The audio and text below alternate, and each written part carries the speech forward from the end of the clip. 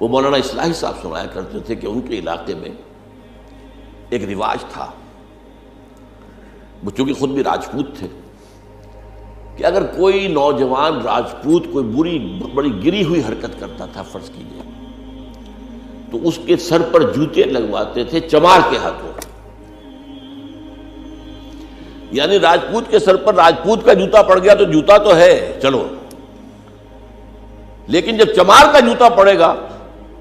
تو اس کو انگریزی میں کہتے ہیں to add insult to injury, جو تکلیف ہونی ہے وہ تو ہونی ہے جوتے کی، لیکن انجری اس کے اندر کیا ہوگی، انسلٹ کیا ہوگی کہ چمار جو ہے وہ جوتا پڑے گا۔ تو یہ دین الہی کے اعتبار سے یہودی چمار ہیں، مغضوب علیہم قوم، یہ جو تھوڑا سا سہارا دیا گیا ہے یہ مسلمانوں کی آزمائش کے لیے، انہیں جو اللہ نے کچھ سہارا دے دیا ہے، اور دنیا کے اندر وہ اس وقت جو ہے ناچ کود رہے ہیں، اچھل کود رہے ہیں، ان کے پاس ہتھیار ہیں،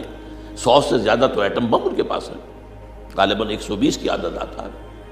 یہ سب کچھ ہے۔ تو اربوں پر جو افضل ترین ہوئے انسانوں میں سے، اس لیے کہ ان میں سے تھے محمد رسول اللہ صلی اللہ علیہ وسلم جو افضل ترین ہے تمام انبیاء اور رسول میں،